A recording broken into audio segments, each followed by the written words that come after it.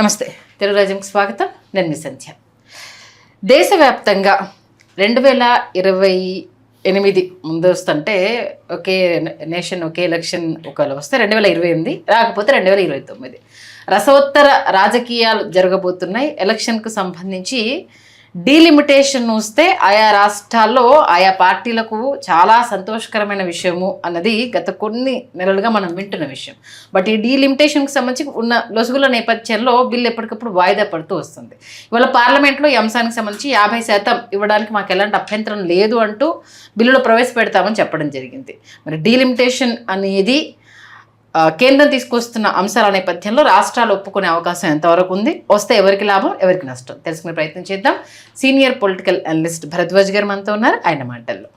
భరద్వాజ్ గారు నమస్తే. నమస్తే అండి. డీలిమిటేషన్ మీద పొలిటికల్గా ఎంత చర్చ జరగాలో అంత చర్చ జరుగుతుంది. ఎవరికి వాళ్ళు మాకు బల్లం అనేసి అనుకున్నా ఏవో మెలికలతో అక్కడ ఆగడము, ఎందుకో ఆపుతున్నారు అన్నది రెండు నడుస్తుంది. దీని గురించి ఏమంటారు? అంటే డీలిమిటేషన్ మీద భయపడింది ఉత్తరాదిన సీట్లు పెరుగుతాయి అని. ఉత్తరాదిన సీట్లు పెరగటానికి కారణం అంటే ఉత్తరాది అని దేన్ని అంటున్నాం అనే దానిలో కూడా గొడవలు ఉన్నాయి. అంటే ఇది జనాభా లెక్క ప్రకారం చూసుకుంటే మనది తగ్గింది వాళ్ళది పెరిగింది అన్న ఈ లెక్క కూడా కొంత. అంటే వింధ్య పర్వతాలకి అవతలున్నది ఉత్తరాది, యువతలున్నది దక్షిణాది అనేది ఒక లెక్క ఉంది. అవును, పౌరాణిక లెక్క అది. దాని ప్రకారం అదే పెరియార్ మాట్లాడేవాడు. ఆ ప్రకారం చూస్తే మహారాష్ట్ర కూడా దక్షిణాదే. మహారాష్ట్రతో కూడినటువంటి దక్షిణాపథం అనేవాడు ఆయన ప్రత్యేకంగా. అది గనక అది లేదు. ఇప్పుడు వాళ్ళు కొంత అటువైపే ఉన్నారు. ఉత్తరాది ఓట్ బ్యాంక్ గానే ఉండింది అది. కాబట్టి అది వాళ్ళ అకౌంట్లోకి పెడుతుంది. సో ఇప్పుడు అక్కడ ఎక్కువ సీట్లు వస్తాయి. ఇక్కడ ఉన్న ఏరియా తక్కువ, జనాభా తక్కువ, రెండు విధాలుగా ఇబ్బంది. అక్కడ విస్తృత ప్రదేశం ఉంది, స్పేస్ వైజ్ వాళ్లే ఎక్కువ ఉన్నారు, అలాగే జనాభా కూడా వాళ్లే ఎక్కువ ఉన్నారు కంపారిటివ్గా. అయితే ఆ జనాభా బరువు మోస్తోంది దక్షిణాది. ఇప్పుడు అక్కడ నుంచి విపరీతంగా వలసలు వచ్చేసారు. ఇక్కడ మీరు దక్షిణాదిని ఏ ఊరైనా వెళ్ళండి, ఇక్కడ వాళ్ళ మూల ఇక్కడికి సంబంధించిన ఎక్కడో దగ్గర ఉంటాయి అవి. లేదండి, అంటే నేను చూసిన దానిలో మారుమూల అంటే గుడివేడ లాంటి ప్రాంతాలలో కూడా, నందమూరు సెంటర్లో ఉన్న పెట్రోల్ బంకులో పనిచేస్తున్న కుర్రాళ్ళు కూడా వాళ్ళు బీహార్ నుంచి వచ్చిన వాళ్ళు ఉన్నారు. అవును, బీహార్ నుంచి వస్తున్నారు, మధ్యప్రదేశ్ నుంచి వస్తున్నారు, ఉత్తరాంచల్ నుంచి వస్తున్నారు, ఇలా ఒరిస్సా నుంచి వస్తున్నారు, ఇలా చాలా ప్రాంతాల నుంచి వస్తున్న వాళ్ళు ఉన్నారు ఇక్కడికి. వీళ్ళందరూ కూడా జాతీయత అనే పేరుతో మేము భారతీయులే, మీరు భారతీయులే, కాబట్టి మన దేశంలో మనం ఇక్కడ రావడం తప్పేమిటి అంటున్నారు. కానీ దీనివలన ఏం జరుగుతోందంటే ఇక్కడ కూలీ రేట్లు పెరగటం లేదు.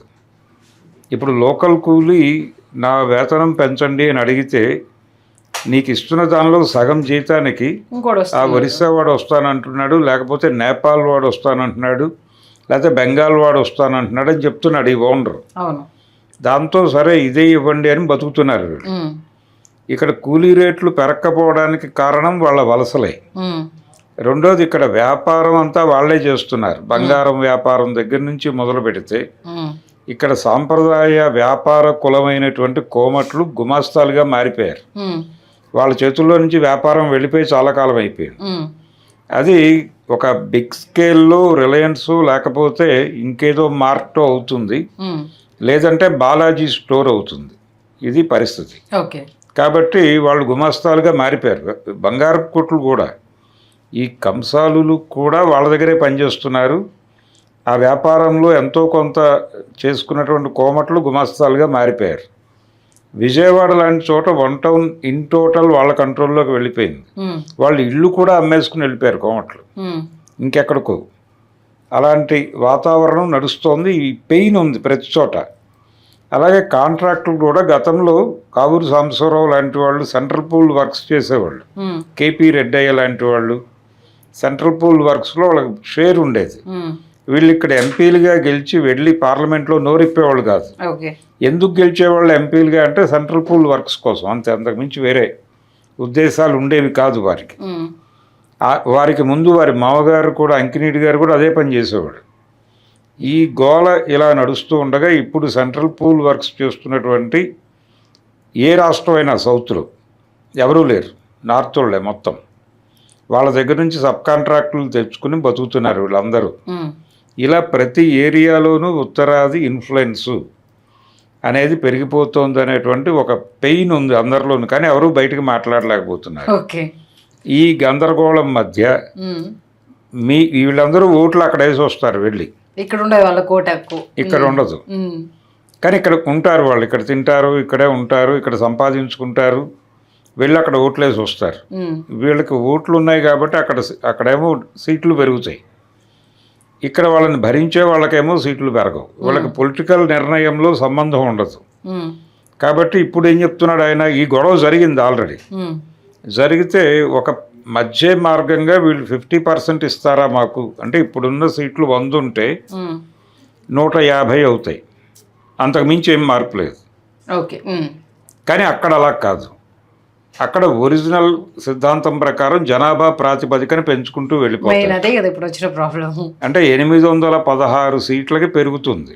ఈ పెరగబోతున్నటువంటి 340 పైన సీట్లు ఎలా షేర్ అవుతాయి అన్న దగ్గర వాటిని సమానంగా చీల్చి అవి ఇచ్చి మిగిలిన వాళ్ళు తీసుకుంటారా అంటే అది అక్కడ 50% కుదరదు. అక్కడ మాత్రం వీళ్ళకి కేవలం ఇక్కడ 50 పెంచుతారు అంతే ప్రతి చోట. అసలు అన్ని ఎక్కడ ఉన్నాయి, ఇప్పుడు ఆంధ్రప్రదేశ్ ఉమ్మడి ఆంధ్రప్రదేశ్లో 42 సీట్లు అంటే 60కి పెరుగుతుంది అంతే. ఈ 60 సీట్లతో సర్దుకోవాలి వీళ్ళు 2 తెలుగు రాష్ట్రాలు. అదే అంటున్నా, మనకి ఇక్కడ 25 కదా, 60 అనేసరికి 2 తెలుగు రాష్ట్రాలకు కలిపి 60 సీట్లు అంతే. ఈ పద్ధతిలోనే పెరుగుతుంది ప్రతి చోట. ఏం పెరిగినట్టు అంతా కలిపి 100 పెరగవు, ఇక్కడ అక్కడ 300 పెరుగుతాయి, 350 పెరుగుతాయి. మన దానికన్నా అక్కడ డబుల్ ఉంది కాబట్టి. సో ఆ 300లో సగం వాళ్ళ మెజారిటీ వచ్చినా అక్కడ జరిగే పొలిటికల్ డిబేట్లలోనూ అలాగే నిర్ణయాలలోనూ వీళ్ళ షేర్ ఏమి ఉండదు, వీళ్ళని పట్టించుకోరు. నామకే వాస్తే ఎంపీలు ఉన్నారా అంటే ఉన్నారు, వాళ్ళ వైపు మెజారిటీ ఉంటుంది కాబట్టి వీళ్ళ సపోర్ట్ కూడా అవసరం లేదు, ఎవ్వరూ అక్కర్లేదు. వీళ్ళు ఉన్నా లేకపోయినా వాళ్ళ పద్ధతిలో వాళ్ళు బుల్డోజ్ చేసుకుని వెళ్ళిపోతారు. ఈ బుల్డోజింగ్ ప్రోగ్రామ్ని అడ్డుకోవటం కోసం జనాభా ప్రాతిపదిక అనేది పక్కన పెట్టండి. రెండోది ఇంకొక ఆర్గ్యుమెంట్ ముందుకు వచ్చింది ఈ మధ్య కాలంలో, అది కుటుంబ నియంత్రణ ఆపరేషన్లు అనేది ఆవిడ ఉద్యమంగా నడిపినప్పుడు దక్షిణాదిలో ఇంప్లిమెంట్ అయినంత బలంగా అక్కడ జరగలేదు అనేది. ఆ జరగకపోవడం వలన జనాభా సంఖ్య అక్కడ పెరిగి ఇక్కడ తగ్గి ఇదంతా జరిగింది. నిరక్షరాస్యత కారణము ఇవన్నీ మాట్లాడారు, కానీ దీనికంటే కూడా రూటెడ్గా ఇక్కడ జరిగింది ఇది కాన్స్పరసీ అని చెప్పి మాట్లాడేవాళ్ళు ఉన్నారు. ఏ ప్రాతిపదికన చూసినా మహారాష్ట్రను యువతలకి పెట్టినా కానీ ఇప్పుడు వాళ్ళు చేస్తున్న పద్ధతిలో గనక డీలిమిటేషన్ జరిగితే దక్షిణాపథానికి ఒరిగేది ఏమీ ఉండదు. కాబట్టి ఇది ఒకటే నినాదం ఏమిటంటే, ఏదైతే ఇప్పుడు పెంచారో ఉన్న సీట్లకి మీరు పెంచినటువంటి ఆ 400 చిల్లర 200 మీరు తీసుకోండి, 200 వెళ్ళివ్వండి. ఆ పద్ధతిలో 50-50 వస్తే ఓకే, అదర్వైజ్ కుదరదు అన్న పద్ధతిలో ఎవరైనా ఉద్యమం చేయగలిగితే, ఆ పరిస్థితుల్లో ఇక్కడ ఎవరు కనిపించడం లేదు. డిఎంకే ఉండింది మొన్నటిదాకా, ఇప్పుడు డిఎంకే సైలెంట్ అవబోతోంది, వాళ్ళు మాట్లాడరు. రేపు జరగబోయే ఓటింగ్లో వాళ్ళు పార్టిసిపేట్ చేయరు. అంటే 30 ఎంపీలు వాళ్ళకు అనుకూలంగా బయటకు వెళ్ళిపోతారు. అక్కడ నుంచి 40 మంది ఎంపీలు వాళ్ళకు అనుకూలంగా వచ్చేసారు బెంగాల్ నుంచి. కాబట్టి వాళ్ళు కంఫర్టబుల్ ఏరియాలో ఉన్నారు. డిఎంకే వ్యవహరిస్తున్న తీరు ఒక రకంగా ఇబ్బందికరం. ఇక్కడ డిఎంకే తప్ప ఇంకెవరు మాట్లాడేవారు లేరు. విజయ్ లాంటి వాడు మాట్లాడినా దానికి రిప్రజెంటేషన్ ఉండదు. మిగిలిన వాళ్ళందరూ సరెండర్ అయి ఉన్నారు. చంద్రబాబు నాయుడు గారు వారి కంట్రోల్లోనే ఉన్నారు, పవన్ కళ్యాణ్ అక్కడే ఉన్నాడు, జగన్మోహన్ రెడ్డి కూడా దాదాపు అక్కడే ఉన్నాడు. కాబట్టి అక్కడ కేరళ నుంచి కూడా వాళ్ళు ఇబ్బంది లేకుండా ఆర్గనైజ్ చేసుకోగలరు, కర్ణాటక నుంచి కూడా ఇబ్బంది లేకుండా ఆర్గనైజ్ చేసుకోగలరు. ఎందుకంటే అక్కడ కాంగ్రెస్ గవర్నమెంట్ ఉన్నప్పటికీ వీళ్ళ ఇన్ఫ్లుయెన్సే నడుస్తుంది అక్కడ. ఆపరేటివ్ సిస్టమ్ వీళ్ళదే. నిన్న రేవంత్ రెడ్డి గారు ఢిల్లీలో మాట్లాడినటువంటి ఉపన్యాసం వింటే కాంగ్రెస్ ప్రభుత్వాలని ఎలా ఆర్గనైజ్ చేస్తున్నారో అర్థమవుతుంది బీజేపీ వాళ్ళు. ఓకే. ఆయన చాలా అద్భుతంగా ప్రధాని నరేంద్ర మోడీ గారి పరిపాలనలో భారతదేశం చాలా అభ్యున్నతికి వెడుతోంది. ఆయన సాధించబోయే విజయాల్లో కొంత షేర్ తెలంగాణ అందుకోగలిగితే చాలు అని చాలా తన్మయావస్థతో మాట్లాడాడు రేవంత్ రెడ్డి గారు. కాబట్టి రేపు జరగబోయేటువంటి కార్యక్రమంలో వీళ్ళు ఎలా వ్యవహరిస్తారో కూడా అర్థమైపోయింది ప్రపంచానికి. సో బీఆర్ఎస్ కూడా అటు ఇటుగా ఉంటుంది. అయితే ఎన్నికల్లో పార్టిసిపేట్ చేయటం అనే ప్రోగ్రాం పెట్టుకోరు వీళ్ళు. ఆ సభలో ఓటింగ్లోకి వెళ్ళరు, కానీ సీన్లో నుంచి తప్పుకునే అవకాశాలు ఉన్నాయి. కాబట్టి బిల్లు పాస్ అయిపోతుంది. కంటి తుడుపు చర్యగా మాత్రమే ఈ 50% రైజ్ అంటున్నారు, కానీ ఈ 50% రైజ్ అనే దాని వలన ఇక్కడ కొనగూడేది ఏమీ లేదు. ఓకే. ఏమీ ఉండదు. అన్నీ కలిపి 100 కూడా పెరగవు. వాళ్ళు అనుకున్న పాచికే పారిపోతుంది. అంతే. మెజారిటీ వాళ్ళకే ఉంటుంది. 300 పైన వాళ్ళ దగ్గరే ఉంటాయి. వాళ్ళు చెప్పిన నిర్ణయాలే జరుగుతాయి. దానికి సరెండర్ అవటమా, లేకపోతే దక్షిణాపథం మేము విడిగా వేరే దేశం ఏర్పాటు చేసుకుంటామని మాట్లాడటమా? ఎక్కడ మాట్లాడతారు?